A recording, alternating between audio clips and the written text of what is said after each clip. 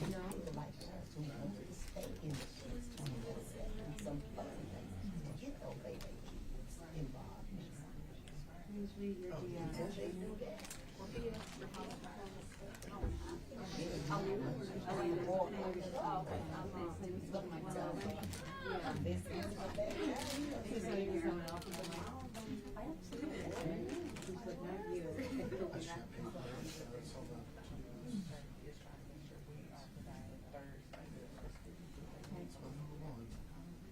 Hey man, how you doing?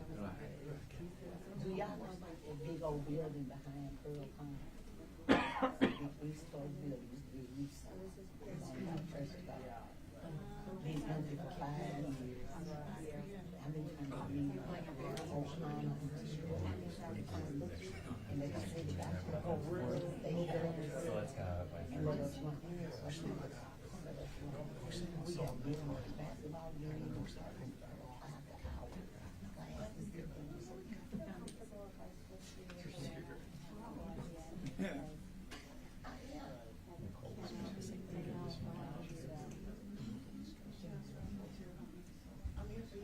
Classes, All right. Yeah. You don't have to speak. All right. Yeah. All right.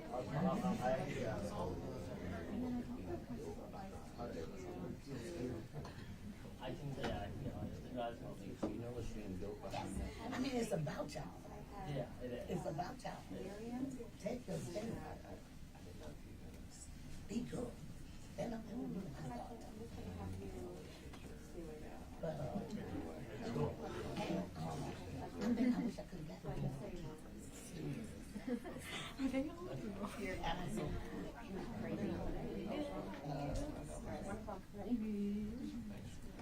this was from 2 summers ago.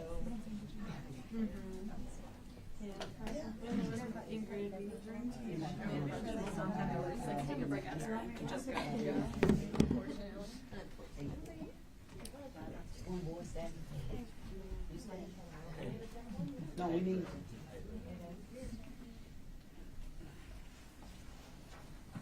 Come on, y'all, support is support back here. Wait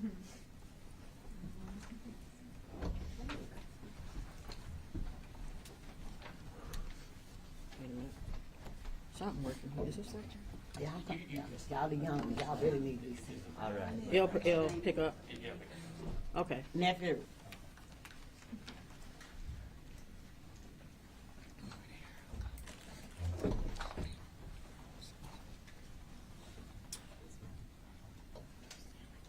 First of all, thank you all. Thank you all for being in this space. Unfortunately, we're here again, less than 2 years after the Covenant shooting. And unfortunately, not much has changed other than the mental health of our children, the trauma of our children, the emotional state of our children. That's the only thing that has changed. It's gotten worse. We did nothing in between 2023 and today. And so we're here again to call on the community, to call on our leaders, to come up with something, to scream to the top of our lungs and hopefully hit your hearts to start to recognize that this is not a sometime problem. This is not just an infrequent situation. Before we were talking about mass shootings, we were talking about every now and again. It happened over there, Texas. They have it over there all the time. This happens over in Florida. And now we're here twice in less than 2 years in Tennessee. And if we even want to enhance that to think about school shootings as being the young man that was killed in the park in Bellevue, that's a school shooting. Those are students that are impacted. All of our children are impacted, whether they live in Antioch or they live in Murfreesboro, they live in Nashville. Every single one of those children in all of those schools were having a conversation about what is going on. Did you hear what happened? Why did he do it? And am I safe? And so I think it's very important that all of us stand in solidarity. And I'm going to give a moment just to anybody out here that feels like they are impacted and are traumatized and are not required to hold a camera, a phone, or a mic at this time, that wants to stand here, needs to be here, because this is us all. And so at this point, I'm going to hand it off to the people that are going to be speaking from the different organizations that they represent. First off, I have Melissa, who is going to be speaking from, she'll introduce it. Thank you. Thank you all for joining us today. My name is Melissa Alvarez-Zabriskie, and I'm representing the Tennessee Hispanic Action Network, an organization dedicated to preventing gun violence in our community. We're gathered here with heavy hearts to address the tragic events at Antioch High School, which claimed the life of a young Latina girl. Our hearts go out to her family, her friends, and loved ones during this incredibly difficult time. It's important to recognize that the victims of the senseless act extend beyond the young girl who lost her life. The children who witnessed the shooting, the teachers, staff, parents, neighbors, everyone who's grappling with the aftermath. They're all victims of this tragedy as well. In the face of this heartbreaking incident, we must come together as a community to support one another and turn our pain into action. The perceived threat of immigration has no place in this conversation surrounding the very real threat of gun violence in this city. We must unite regardless of background or beliefs to advocate for sensible gun laws that prioritize the safety of our children, families, and neighbors. I ask everybody to stand together in our commitment to preventing future tragedies like the one that occurred at Antioch High School. Yes, it's true that together we can work towards creating a safer, more secure environment for the individuals in our city, but that can't be done in a silo. We need our community, we need our support, we need everybody to participate. Everybody, I understand taking time to grieve. We all need time to grieve. But if we don't do anything about it, if we don't create new initiatives, listen to new ideas, try new things to prevent these things within the confines of what we're limited to now with what our legislation allows and our lack of, rather than lack of restrictions allow, these moments will turn into just blips on a radar and feel meaningless. At what point do we say enough is enough? Every year the number goes up. When we have a bazillion, is that the time that we're going to take action? So I do want everybody to hold space and grieve, and just know that you're not alone in this community. We are all here to hold space and grieve together. But I do call people to action. Contact the Tennessee Hispanic Action Network. Contact any gun violence prevention networks. Google it. See how you can get involved. You'd be surprised, and just a little goes a long way. And we can do it together. Thank you. All right, next I'm going to, next is Kayla. Here we are again, begging legislators to pass common sense gun laws, pleading with them to choose our children over guns, safety over power, and humanity over greed, to choose comprehensive background checks for all gun purchases, to require permit to purchase, to ban assault weapons, and to keep guns out of our schools. Here we are again, because more lives have been stolen by hurt hands holding all too accessible weapons. Today we mourn 2 young lives lost, 1 more wounded, thousands of students and staff traumatized. Countless Tennesseans heartbroken, afraid, and searching for answers. My name is Kayla Colbert, and I'm the program director for Awake. But more importantly, I'm a believer, I'm a mother, and someone deeply invested in this community. With everything I am, I tell you, the only remedy for this reoccurring nightmare is proactive love and proactive legislation. It's not up to the system to make things better. It's up to the individuals within those systems. Our elected officials have a responsibility, and so do we. No matter how near or far you sit from a legislative seat, you have the power of accountability. And today I'm asking all of us to make the decision to be accountable to our babies, to be accountable to our children, to look them in the face, to really look at them, see their hurt, their hope, their pain, their joy, see the life within them, and to decide to choose them. Choose our children through passing legislation that protects them. Choose our children through acts of love that nurture them. Choose our children because they are worth it. We cannot wait for the next time, and we are past due on Act Now. Before another family is shattered, another school becomes a crime scene, and another community is left picking up the pieces. Tennessee, our children deserve better. And to the elected officials sending thoughts and prayers, thank you. Me too. And I pray that when you get to that intimate part of prayer, the part where God speaks back to you, you have the courage to hear and to obey.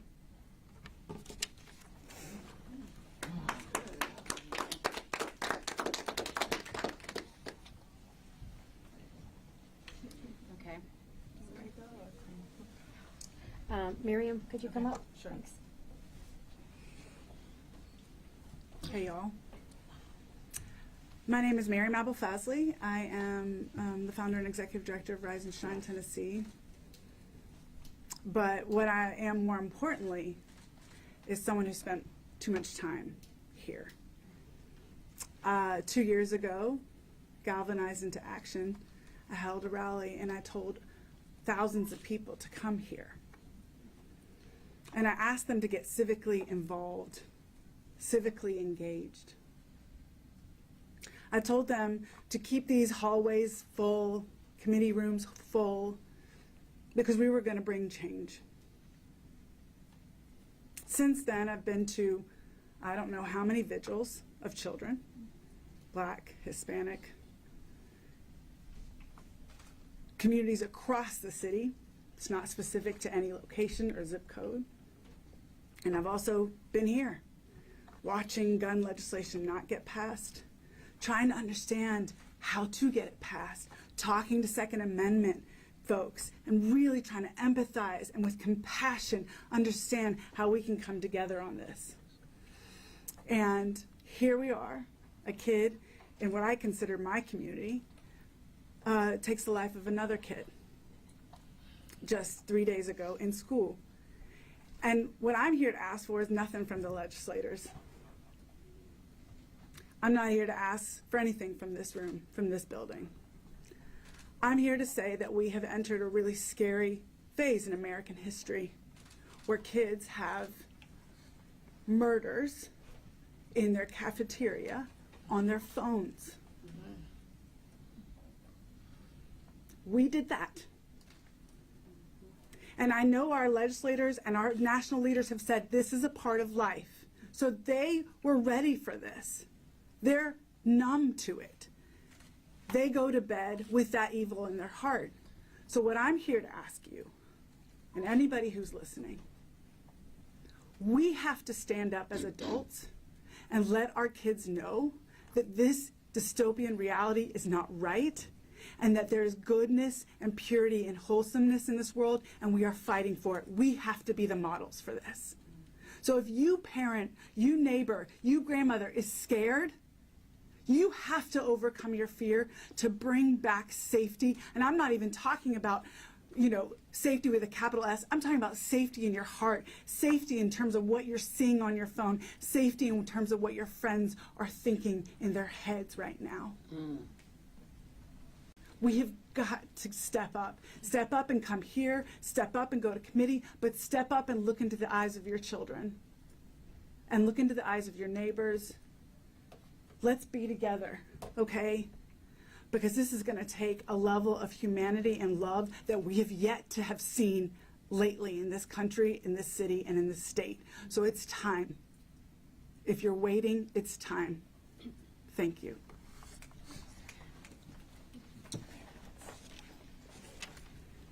Gosh, I'll say it again. Here I am again. I hate this. I do not like speaking in front of groups like this. But when I got the call yesterday, I said, if not me, who? And if not now, when? Last night I had a teenage patient in my office who said, I'm sick of this, and I can't go down there and speak. I can't miss school. And I looked her in the eyes and I said, I will be down there tomorrow along with a bunch of amazing people who will speak for you, and we will not stop speaking for you until this ends. So I'm Dr. Alana Truss. I'm a clinical psychologist. I'm a mom to two amazing boys. And I look in their eyes and I know we got to stay here. I'm also the state lead for BSmart, which is a secure firearm storage program. It's a program of Everytown for Gun Safety Support Fund. So we know, we all in this room know, school shootings and youth gun violence more broadly is a multifaceted, complex problem, and it's going to absolutely require a multifaceted solution that's going to take all of us coming together from different walks of life, different thought patterns, different angles to figure out what it is we need to do. We know firearms are currently the leading cause of death for our American youth, killing nearly 2,300 children under the age of 18 every year. That's over 6 a day. While we are here, inevitably a child somewhere in this country will die. According to the 2024 Tennessee Child Fatality Report, children in this state, just as a function of being a child in Tennessee, are 37.1% more likely to die than children in this country, which is already an exorbitant number. We are 37.1% higher than that. When I look at my kids and think, oh my gosh, what are we doing? Here in Tennessee, our youth firearm deaths are mostly homicides, about 68%, 26% suicide, and then 4% unintentional shootings. Those incidents where a child gets their hand on a firearm and unintentionally shoots themselves or someone else. We need to be talking about all of those. Those are all important. Those are all lives. A note of hope, that same child fatality report, those folks painstakingly review every child death in this state. In the most recent report, they deemed 95% of firearm deaths in children in this state preventable. Hear that word, preventable. That means there is work to do, there is change we can make. That's why we're here today. Take this stat home with you, because this is one that tends to hit people. In this country, there are 4.6 million children living in a home with at least one loaded, unsecured firearm. That is a gun that is a hand's reach away from getting into the child's hands with awful, awful consequences. We know most youth suicides, unintentional shootings happen in the home of the child, and the Secret Service data shows us that 3/4 of school shooters get their gun from the home of their own family or a close relative. We can do better.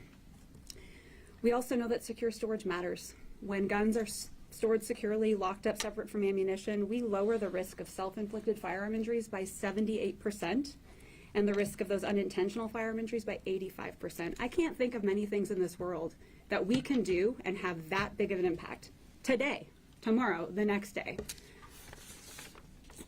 So this data taken as a whole, to me, demonstrates the significant impact we can have simply by committing to securely storing our firearms and expecting that of those people in our world, our friends, our families, our neighbors. We know we can't rely on politicians to pass laws that prioritize gun safety, so we are here to focus our efforts in the places we have power, and that is here in our communities with the people who are ready to do this work. BSmart takes a nonpartisan approach to educating adults about not only the importance of secure firearm storage, but what does that look like in practice? And not only how can you do that, but how can you talk to your friend? How can you talk to your neighbor, your parents, when your child is going to play in another home? You know, we always say, do you have pets? Do you have a pool? Who's going to be supervising? Why can't we say, if there are firearms in your home, can you let me know how they're stored? My kid's curious. I guarantee he'll find it if you have it. We want to make this the norm, that we are having these conversations because we care about our kids, our schools, and our communities. As far as I know, we don't yet know how the shooter at Antioch High School got the gun. What we do know is guns have absolutely no place in our schools.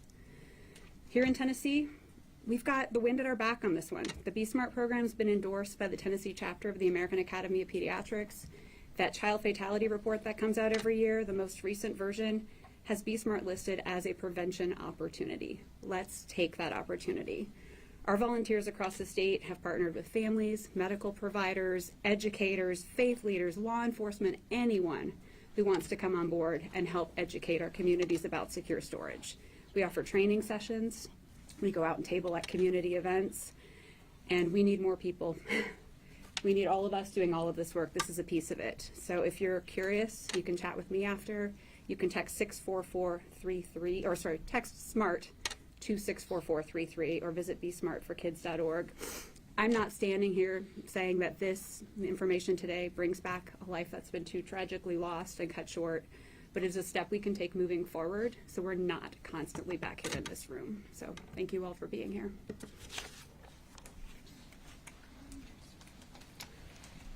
Good afternoon. My name is Jermaine Cole Jr. I'm 19 years old. I'm a college student, and I'm fed up. You know, I'm tired. This is long overdue. I shouldn't be here today. I should not be standing here. I should be at work right now, but I had to call out because I had to be here. This shooting was 7 minutes away from where I grew up. This is in my backyard. My backyard. When is it going to be? When is enough enough? Covenant was less than 2 years ago. 2 years. And we're back here doing the same drill, pleading and asking, hoping and praying that they will do something about gun violence. We're no longer asking, we're demanding. In this special session, in this Tennessee General Assembly, gun violence preventions better be put in law now. I'm tired of doing this. Year after year, I show up hoping that they'll do something about gun violence, and it never changes. It never does. When are we going to hold our elected officials accountable? When are we going to make sure that the people in their district understand they are killing us in our schools? I'm tired of going into my college classrooms and going to the left side of the room to be as close or as far away as possible from the door. I shouldn't have to do that. I should be going to school getting armed, you know, with a textbook, with knowledge, with an education. But instead I'm armed with pencils, sharpened pencils in case they break into my classroom. That's wrong. Having barricades close to the door just in case someone wants to get in. Having to keep people on all corners of our college hallways. This is an issue. And our elected officials, you know, we're putting you on notice.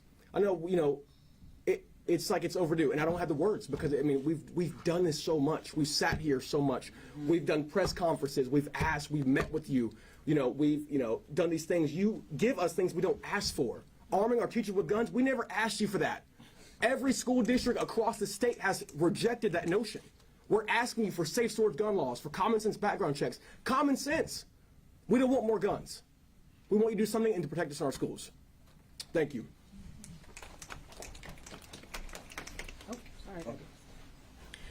I'm going to bring up this next speaker, and the reason why I felt it was so important that I introduced this next speaker is I don't know if when I introduced myself, I told y'all that I am a victim's advocate of mothers on murder, as well as I lost my own son in 2020 to gun violence. And this individual that I am bringing up next has been in these streets for 20 years as the founder of Nashville Peacemakers and with her grassroots program, Mothers Over Murder. She has been the only individual that I have met in this 5 years that I have went through my grieving process and given me the ability to use my voice to enact change that has not only been mentoring youth and coming into the homes of these troubled youth and coming up with ways to pour into them, but also giving a voice to these mothers and helping them navigate their pain. The reason why I said it was so important for me to introduce her is because it scares me that this individual, who I've only been out here 5 years as I've been viewing violence through this lens now of being impacted, and I cannot believe that we still have not blueprinted her, poured into her, and invested her so that this worked, because we should not be still having this conversation. So I'm going to turn this over to Clemmy Greenlee. Thank you so much for being in my life and helping me find my voice, but we've got a lot of work to do. Yeah, can my clap be a little louder? You know, I always toot my own horn because I don't know why I'm still here when my son was murdered in 2003. I mean, it's just ridiculous and it's scary. So I'm not here to plead with the elected officials. I'm not here to plead with any of you guys. I'm here to put fear in your heart. I am a mother of a murdered son, grandson, and nephew. Between January the 1st and January the 10th, we had 4 young boys, oldest one 29, youngest one 16, murdered in the streets this year. So if we don't talk about guns and put it with the schools and not just say school shooting, we got to talk about gun shooting violence, period. Because every single day, I am getting a call from a mother whose child has been murdered in the street at 12:01, 10 o'clock, 4 o'clock. So I can't just separate what I do. I don't just do school violence. I said that with the covenant. Until we get the school and the community and everybody in legislation to stay on that one subject, gun safety, we're not going to be anywhere. We wouldn't have had the school shooting if we had came up with a way to get these guns out of their hands in the first place. I have said this, and thank you for saying that about my blueprint. I have been saying this for years. Nobody has anything for these youth to do, whether you black, white, Hispanic, I don't care what color you are. After 4 o'clock, everything is gone. Everything. They can only stay in your house so long. I don't care what you got, how you live. They can only stay in there. That mental state of mind bothers me when I stay in my living room too long. So when you say, go outside and play, or you want to go holler at your friends, you don't know what that means. Because the friends don't have too much positive stuff to do. Until we find something after, no after school, no after program, or after our building that I have been crying about for 5+ years that I'm willing to run, because I will have all kind of, how many people here work in schools? Come on. How many? We have kids in school. How many? Yeah, no, how many work in schools? Because you know that you done been, I'm in this school with him, John, what is it? Jerry Baxter. Those kids all over the place. So we can't just keep talking about school shooting and we ain't going in there talking about the school. We can't keep talking about school shooting, coming there with the gun when we ain't even going in the classroom trying to get them to calm down so the teacher can see if they got a gun or not. So I'm not here for the big encyclopedia words. I'm not here for the pulpit for me. I'm here to put fear in your heart. They will be in your community next. Brentwood from the hood, Franklin, all of the above. They're going to be there. You know why? They're going to be tired of killing us. They're going to be tired of robbing us. They're going to be tired of stealing guns out of our cars. And they're coming to you guys. They're already out there with your cars. And those who got the guns in their cars. You're not going to talk to me about school shooting and my murders that I have in my community every day if you don't talk about us and our insensibility of trying to protect these guns. Last year, we was up to 800 guns that was in a car. Year before last, we was up to 1,500 in a car. So here's my pitch, and y'all can cut it and you can play it. It don't make me no different. If a person steal a gun out of your car and come and kill my son, I'm pressing charges on you and the people who had it in the car. And I'm coming to the legislation this year to get a fine put on everybody who they get a gun out of their car. When you done saw it on the news, you done seen it in the paper, and you still leaving them in there. I don't want nobody to go to jail, but I want you to pay a hefty price, $500, $1,500. So that'll stop you. This is how you start helping the community. Keep coming up here talking about the same stuff. I didn't want to come. But when she called me, now we talking about black and brown. Come on. I don't hear no and all that now, do I? We're talking about black and brown that don't get talked about a lot. When this child called me, because all us children, when this young woman called me and asked me to help do a candlelight visual for a Hispanic 18-year-old that nobody paid attention to, that got gunned down out in Gallatin Road, it blew my mind. I cried for a week. What you mean? Ain't nobody coming to do no candlelight visual for them. What? Who is them? Them, those, and they. Y'all quit. Right. Mm-hmm. We got to quit this now. You know, I don't need to be in front of TV. I am the TV. So we have to quit trying to do stuff just to be politically correct. Ain't nothing political correct when we got mothers and families tore all the pieces, kids scared to go to school. Hell, I'm scared to walk to Kroger's. I'm scared I'm finna get gunned down. I hate that my kids have went wild. You know why? Because we all failed them. Quit blaming these kids. We failed them. Do I want to keep talking about mental illness? Yes, I do. Because everybody, I believe, even y'all, got a little mental illness touch. So you don't know the pressure that these kids are going through, going on, and got going in them that we don't pay attention to. So again, I'm not here to plead mercy on anything. I'm here to put fear in your heart. Look at all the cameras on me. Fear in your heart. Because we're coming to your neighborhood and there's nothing that's going to be able to be said or done because they're out of hand now. Bring back people like us that want to come to the schools, Miss Battle, that wants to talk to the classes and bring them real street talk language, because y'all done about too much encyclopedia in here. Y'all done about too much dictionary words in here that it flew over my head. So if you can only imagine that these kids, these young people that's standing behind me don't understand some of this stuff. You guys got to come back to the norm. You got to come back to when you was 12, 13, and 15. Quit forgetting where you come from. Fear in your heart. That's the only message I'm finna give you guys. Because if you don't step up and think you won't be next, then you got another thing coming. I will waste another breath. I would not waste another breath. Coming up here, sitting in that legislation, watching them hit that hammer, and at the same time take that pencil and sign off on that bill in your face.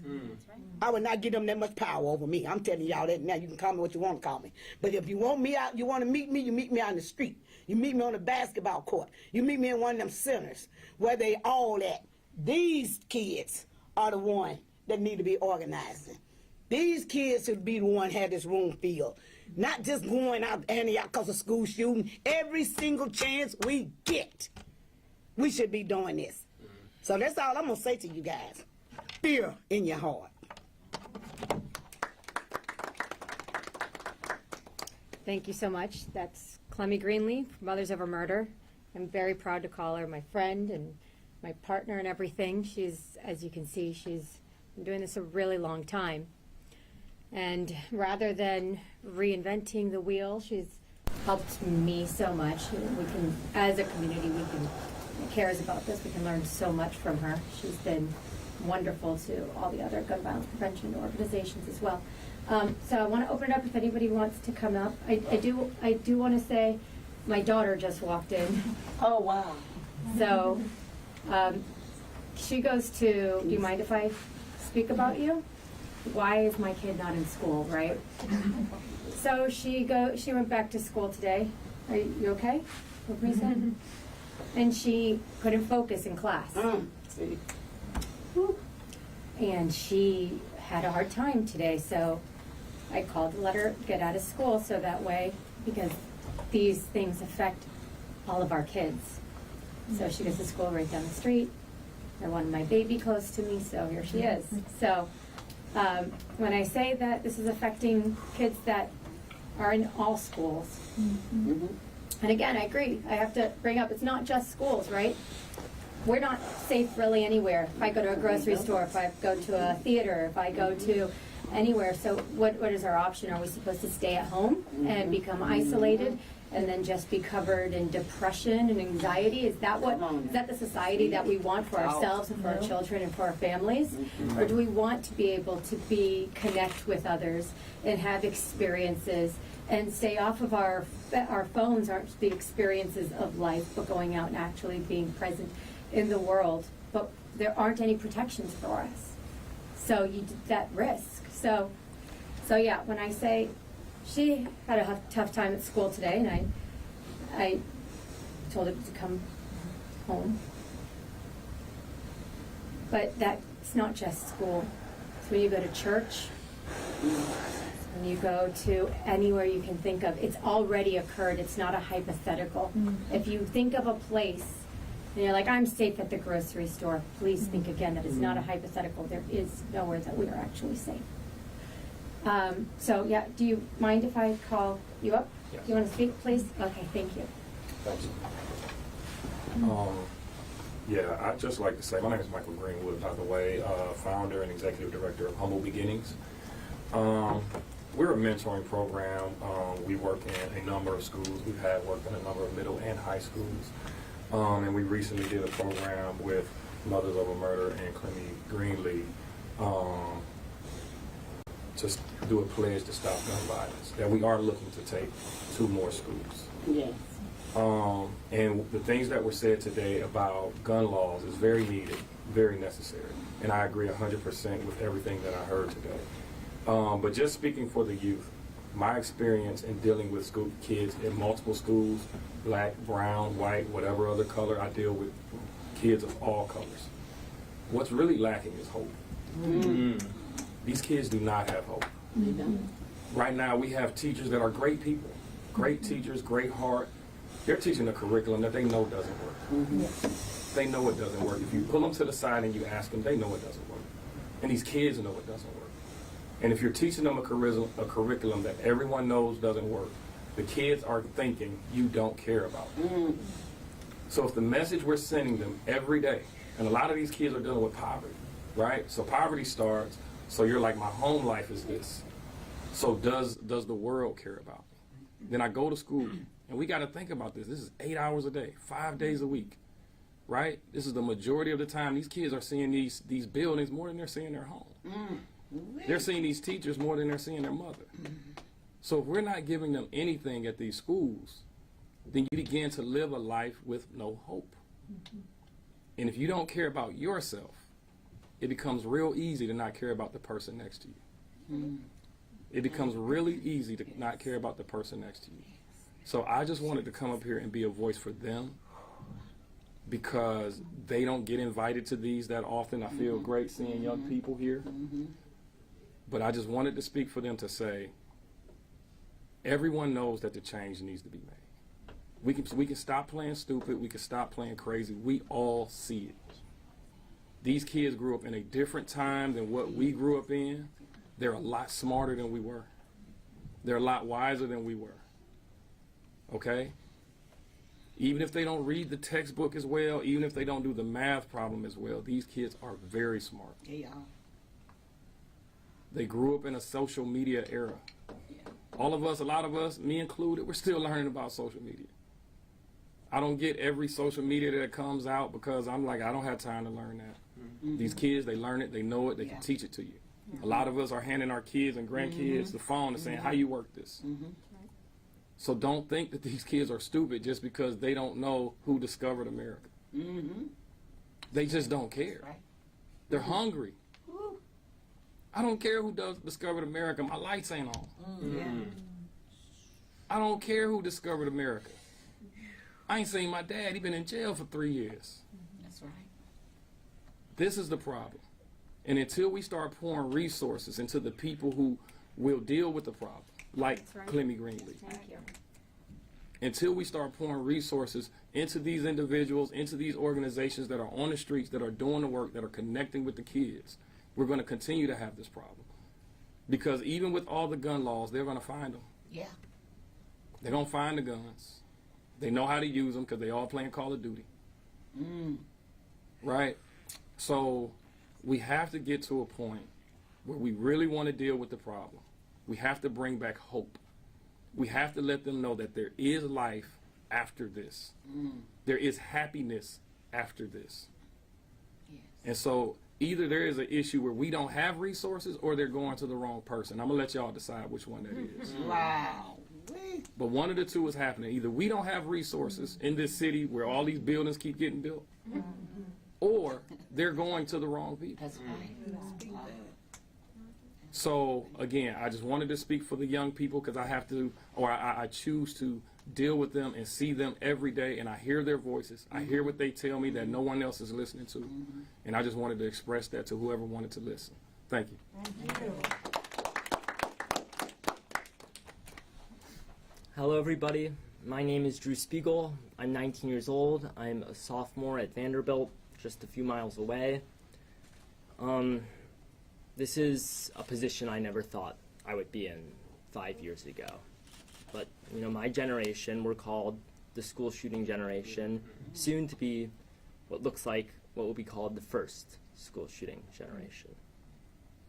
We've grown up hiding in our classrooms, waiting for somebody to come in and kill us. We remember Sandy Hook.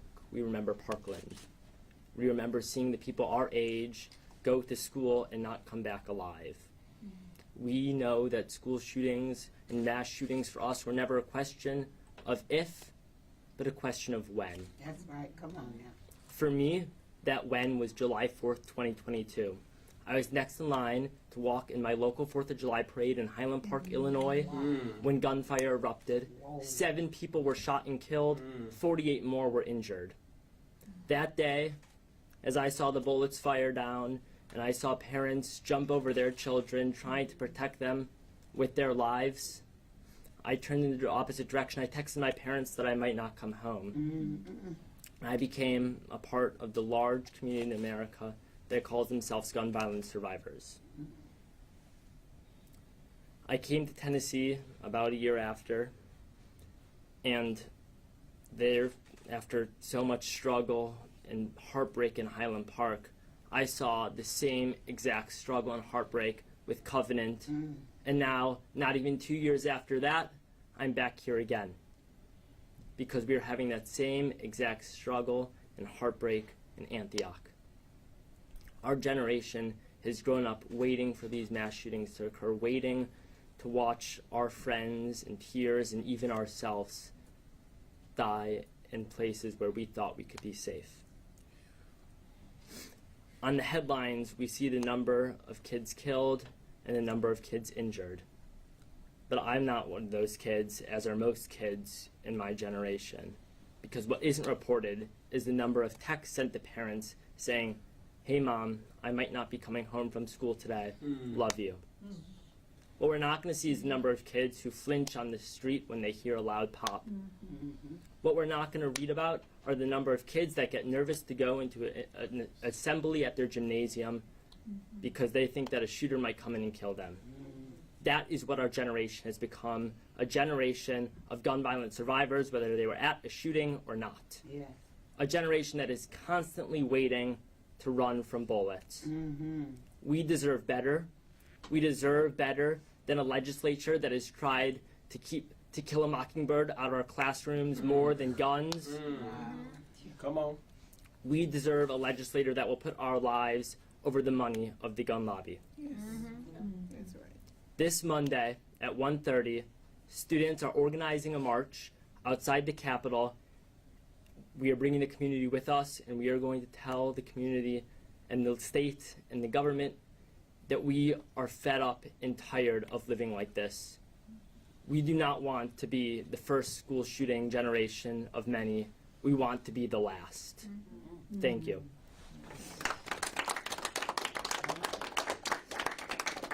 Does anybody else want to say any words? All right. Well, so the Tennessee Hispanic Action Network will be supporting their rally. I really hope everybody can come out Monday at 1:30 at the Capitol steps. We're also, our organizations all together here, we're also have a community, community gathering today at Plaza Mariachi at 6 o'clock. We invite everybody to come. It's will be a time to be together, to heal, to discuss. We'll have mental health therapists there, we'll have psychiatrists there. Sorry, it's so emotional. We'll have community leaders there as well. And I hope everybody's able to come, 6 o'clock tonight, Plaza Mariachi, and 1:30 on Monday on the Capitol steps. I hope to see everybody there. Thank you so much for everybody for coming out. If anybody has any last things to say, I think then we're all wrapped up. Thank you guys for coming. Yep, any questions? Sorry. 2 questions. The first one, you just mentioned the special session on Monday, and this is for anyone, including lawmakers, that may be in here. A couple of hours ago, I did reach out to the governor's office to ask, because we're starting to hear calls of gun reform or school safety measures to be added to the special session. I have not heard back from the governor's office. Are you calling for that, and are you disappointed that we have not heard anything from the governor regarding those issues, potentially? Yeah, actually, I want to take that one. Take that, yeah. And I'm going to take that one because I feel like a special session talking about taking $7,000 per child out of the school to fund individuals who already can pay for private school, slaps in the face of public safety. So how do you put both of those on the same agenda? That's right. Thank you. As soon as this shooting happened, unfortunately, most of us was speaking from emotion and speaking from fear, and we're asking where the SRO officers were, right? But in order for an SRO officer to stop every single place a child who is emotionally disturbed or whatever is going through their head to pick up a gun, you would need an army of them. Where's the army of therapists? Starting in elementary school. Cyberbullying starts in elementary school. And if we're going to address bullying the same way we address drugs, I'm sorry, Nancy Reagan, say no to drugs, then stop people from smoking crack. So say no to bullying and say no to guns ain't going to stop that. We have got to focus on why these kids are picking up guns. We have got to. And if you think that arming an SRO officer or putting in, just having metal detectors, just like the brother just said, is going to be the fix, it ain't. So to me, it don't even belong on the same agenda. It needs to be a whole separate agenda contradicting the fact that he's taking $7,000 per child out of the school systems. That is going to further harm our children. My second question would be related to something you just said, and it could be to anybody. WSMV4 Investigates has learned that 2 years before the shooting, Metro Police went into the Antioch school shooter's home and removed 2 weapons. Police are now telling us, due to juvenile confidentiality, they cannot tell us who had possession of those guns, why they were taken, or any more about those weapons. Is that part of the problem, that we can't learn, especially if there's juvenile confidentiality, how these young people, particularly in this case, are accessing weapons, and how those 2 got into the home that we now know were removed? We know how to access, and I don't think that's necessary. But are you worried that police aren't giving more information to regards like that case from 2 years ago? I don't think it's, I think it's irrelevant, because then when you start to say focus in on manifestos, and when you start to focus in on particular cases, then you generalize it just being that one individual. We need to understand that this is symptomatic of what these children are going through right now. But if we only focus on what happened in his position, in his situation, then all actions will only be focused on that situation. But there's too many root causes here. There's too many. And the divisiveness has got to stop. We can't focus on just the guns. We can't just focus on this being a marginalized community issue. This young lady, her family fled Guatemala less than a decade ago. Never in their wildest dreams did they imagine their child would be gunned down in school after just celebrating a quinceañera. So I think it's important that we don't focus on those onesie twosie things, because then it allows for us to not look at big picture items. Is it important as far as the police themselves and saying that they can come up with ways that they can look at, how they're going to search for a weapon? But, one thing I'm scared of is the media, 2 things that the media focused on in the last week. Which they focused on that this boy was able to access a weapon before, and now he's still out here. And they also focused on the fact that so much violence has happened, apparently, in this particular school system. And so then what's going to be our knee-jerk reaction? Everybody's going to be asking, we need to lock up all the kids, right? That's going to be our knee-jerk reaction. We're not safe because the kids aren't locked up. He should have never been out on the streets. However, there was other actions that could have been taken with that young man. That's right. There was other actions that could have been taken to that young man. What happened to family counseling? If it was that he got the weapon from somebody in the home, or the fact that this child, what I heard in this manifesto, he was talking about how much money that his family made in comparison to other people. Nobody addressed any of his issues. There's organizations out here that can help with these children and find out what is bothering them and help them. But nobody was called in when they found the weapon, even if they had juvenile confidentiality laws and they didn't feel nobody could be arrested. Why didn't they call any organization and say, hey, this is a troubled family? Yep.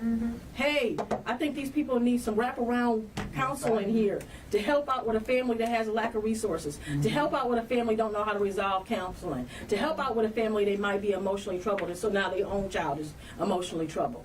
Nobody did none of that in the 2 years? Speak. So, I'm frustrated. I'm frustrated. Any other questions? I do have Yeah. a question. So I've seen a lot of your faces before. I covered every square inch of the Covenant School shooting, the aftermath, the special session, the regular session after that.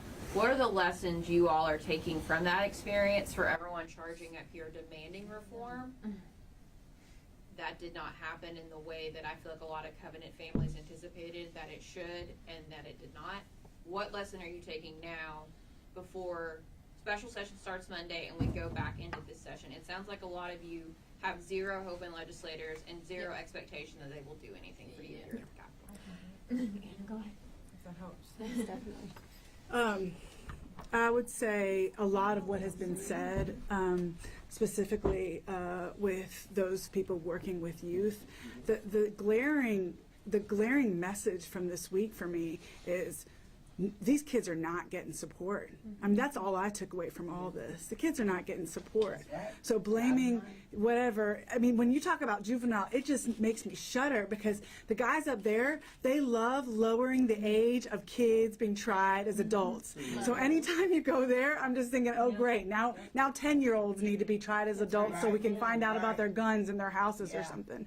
Yes, there should, I mean, I'm all about responsible gun ownership in the household, and kids should not have these guns, and we can talk about that. But in terms of your question, that's why I said to the parents, to the adults, to the mentors, to the neighbors, something's going on with us. Yeah. Something is going on with us, and I know we're all worked to death, and people working so many jobs, and we're struggling. Groceries are $1,000 a month now. So let's talk about that whole problem, as Rafia was talking about. So I'm exhausted, and I come home at 8, and my kid's not doing well. What do I do? I have heard so many awful things about the experiences of that child. So for me, it's about us, and it's not just about us, you know, showing up and signaling or whatever. It's about, you know, these programs of these kids. I'm the mother of a 7-year-old in public school. It takes so much to pour into him, with all that I have and all the resources I have and everything, to make sure he does well in this world.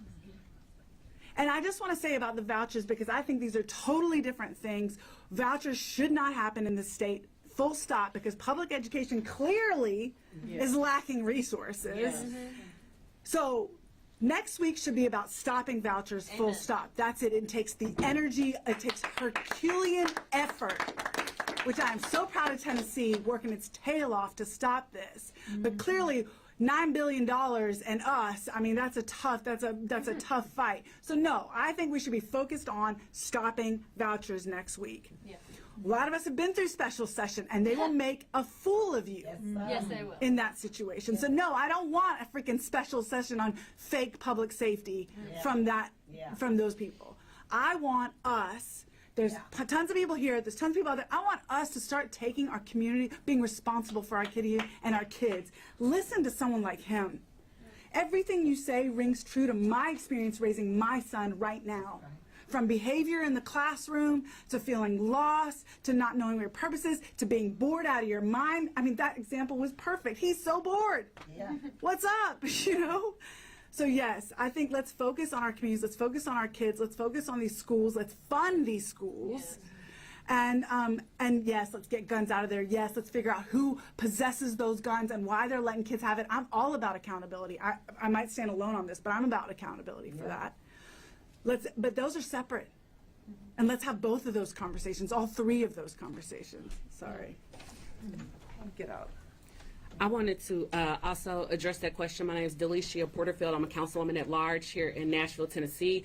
Before I was a councilwoman, I spent about 10 years in public education between Williamson County and Metro Nashville Public Schools. And before I was a school teacher, I was a mother of a 17-year-old child who was a public school student. And before I was a mother, I was a resident of the Antioch community for the last 21 years. So this resonates with me because this is my backyard, this is my community, and as a mother, as an Antioch resident, and as a legislator for our local government, this really hits home. And when I think about the lesson from Covenant, what we saw was this city galvanized and wrapped their arms around Covenant families, and we saw an outpouring of support like we have not seen before. We saw people organizing across this state and across this country, pouring love into our covenant families. And we demand the same thing for the families in Antioch.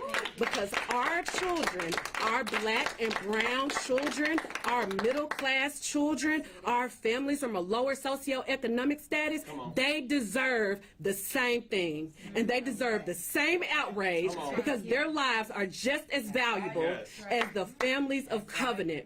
And I'm thankful that one of the covenant mothers was with us when the night of the tragedy, we opened a local church and we opened up a healing space. And one of our covenant mothers was with us in that space. And she stood with us and she lifted that up and said that these families deserve the same thing. So the lesson that we learned out of covenant, when I was driving from Antioch to be out here marching with the students and standing with those students, when my Antioch daughter left school to be here, standing and chanting and protesting with tears in her eyes, demanding common sense gun reform. When we stood with another part of town for a school I never heard for, we demand that this whole city stand with our Antioch families. Monday, this plaza needs to be crowded. If you care about students, if you care about common sense gun reform, if you care about keeping our kids safe, if you care about any of that, we need to see you Monday. And we have to keep putting pressure on our legislatures, and I know we are without hope. We are without hope when it comes to our legislatures and what they are going to do, and it's going to take a community effort of all of us. It's going to take legislators passing common sense gun reform. It's going to take investments in community centers and nonprofits that are doing the work. It's also going to take gun owners locking their guns up, not keeping them in cars. We cannot continue to do the same thing and expect different results. Yeah.